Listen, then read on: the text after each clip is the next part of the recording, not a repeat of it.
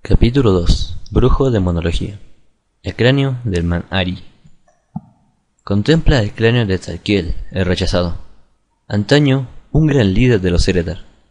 Miró a las profundidades de la gran oscuridad del más allá, y abrazó a aquello que le devolvía la mirada. Vio mundos consumidos por el fuego vil, criaturas oscuras en el vacío abisal que infestaban civilizaciones mortales. La conquista de la creación. Ahora, lo único que queda de él es su cráneo, que confiere al portador el poder de mandar a los demonios. Como la mayoría de los cráneos, el de Tzadkiel lleva aparejado una moraleja. Lástima que nadie le haya hecho nunca caso. Primera parte. Antes de la llegada de Sargeras a Argus, el era Tzadkiel marcó el comienzo de una era dorada para su gente. Tzadkiel era un hechicero de talento sin igual.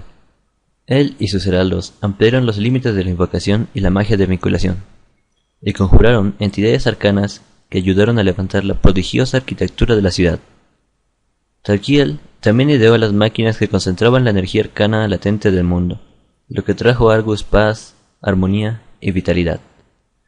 Sus facultades sobrecogían a todo el mundo, incluido a su joven aprendiz, Archimonde. Había rumores de que Archimonde deseaba el poder de Tzadkiel y su influencia, pero al Eredar le parecía que era pura mentira, pues su aprendiz no le había demostrado sino devoción. Archimonde había llegado incluso a encargar una corona hecha a medida para Tzadkiel, después de tomarle las medidas en persona. Segunda parte. Tzadkiel lideraba una orden de Magi Eredar llamados los Heraldos, especialistas en las artes de la conjuración y la vinculación. Eran conocidos por sus ingeniosos ensamblajes arcanos, pues exploraban nuevas fronteras de la invocación. Pero Tzadkiel no era de los que dormían en los laureles, ansiaba más. Su deseo de elevar su orden a niveles inimaginables lo llevó a aventurarse más allá de lo que ningún Eredar había osado. Sus hechizos sondeaban la gran inmensidad de la gran oscuridad del más allá, buscando un pozo de poder más profundo. Un día recibió una respuesta. Tercera parte. Tzadkiel era brillante, pero poco juicioso. Una presencia oscura susurró al Eredar y su mente se consumió en visiones de poder más allá de sus fantasías más peregrinas, de filas de mortíferos sirvientes ansiosos de obedecer sus caprichos. Los ensamblajes arcanos de Tzadkiel parecían cosas de niños ante aquellas fuerzas demoníacas. Luego despreciaría lo arcano y reservaría su pasión para la magia vil. El misterioso benefactor de Tzadkiel le permitió invocar demonios inferiores, y el Eredar difundió el conocimiento entre sus heraldos, diablillos y canes manáfagos, infernales y abisales. Todos ejecutaban las órdenes de Tzadkiel y sus hechiceros. Convencido de estar ante el inicio de una nueva era, Tzadkiel se preparó febrilmente para presentar sus prodigiosas mascotas a los gobernantes de Argus, Velen y Kil'jaeden. Brillante, pero poco juicioso. Cuarta parte. En presencia de Velen, Kil'jaeden y el círculo de allegados de los gobernantes, el hechicero Tzadkiel demostró lo que sus viles monadas podían hacer. Primero, invocó un montón de sus conocidos ensamblajes arcanos y los dispuso en filas ordenadas.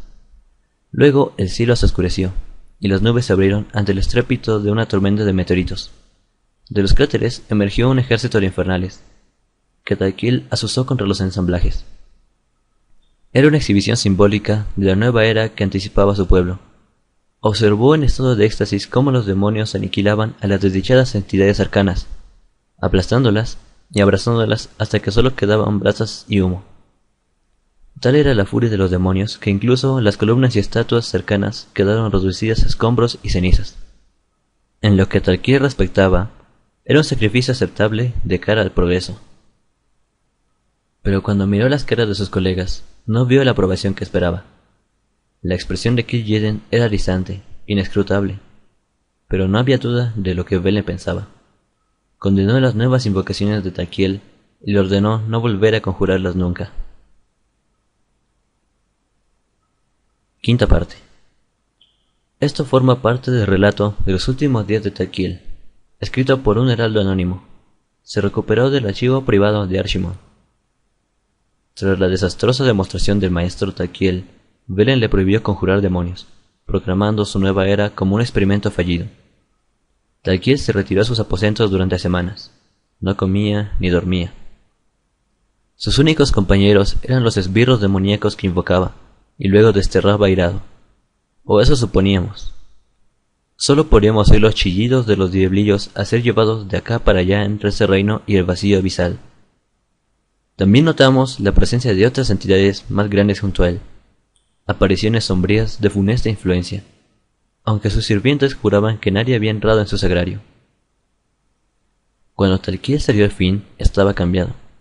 Había envejecido siglos, solo en la oscuridad con sus pensamientos y sus esclavos.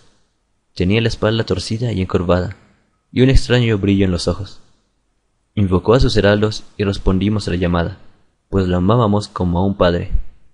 Nos miró de uno en uno y tan solo dijo: empieza la nueva era. Sexta parte. Talquiel ordenó a sus heraldos seguir con sus experimentos en la invocación de criaturas viles. En secreto, él y sus hechiceros conjuraban demonios de aspecto cada vez más terrible, y lanzaban poderosos hechizos para ocultar a sus esbirros en campos de entrenamiento encubiertos.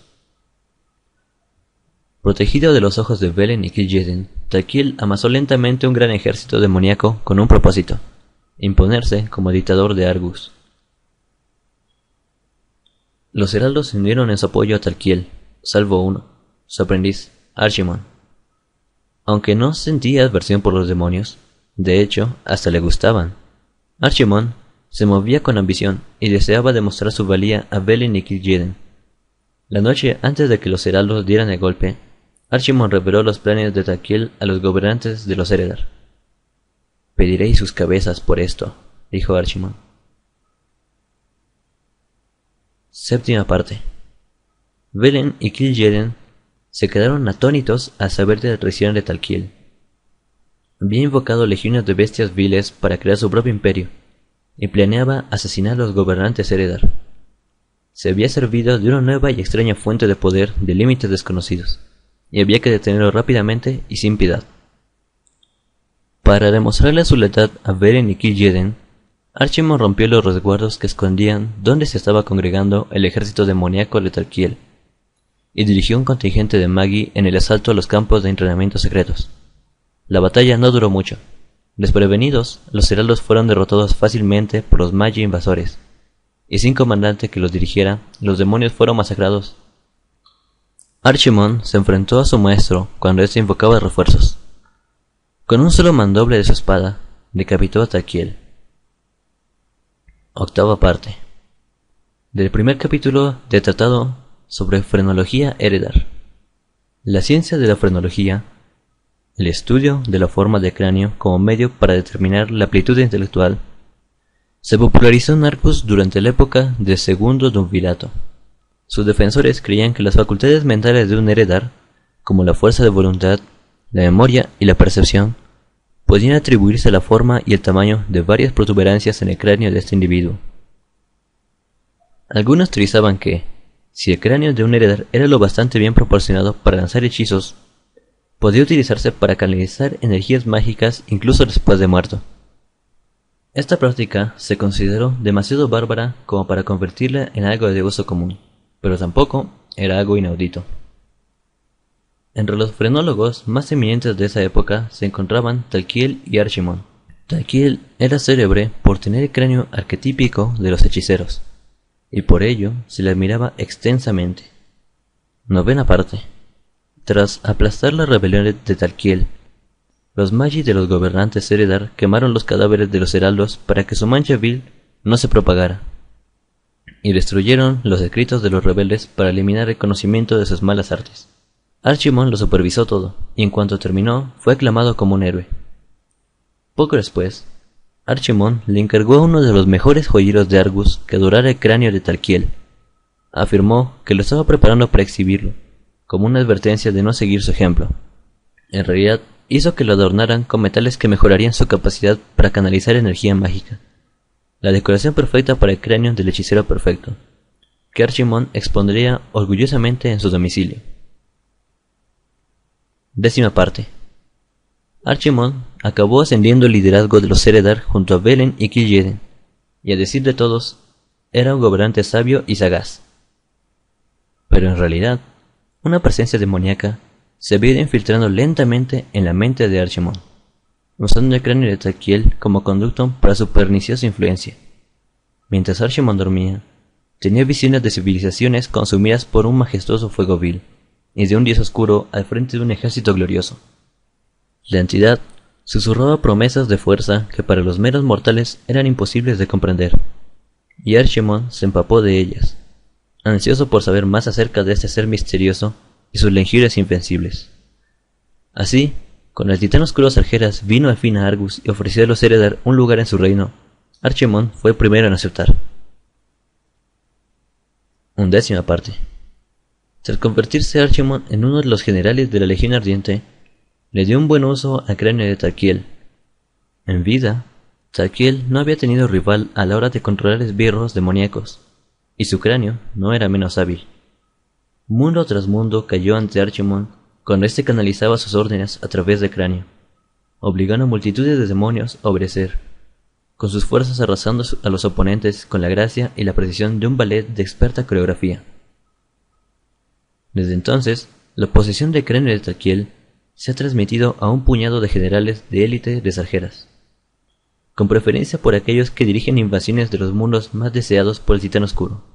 El señor del terror, Mephistoth, fue comandante de la vanguardia de la Legión en Azeroth. Fue el último en ser visto con él.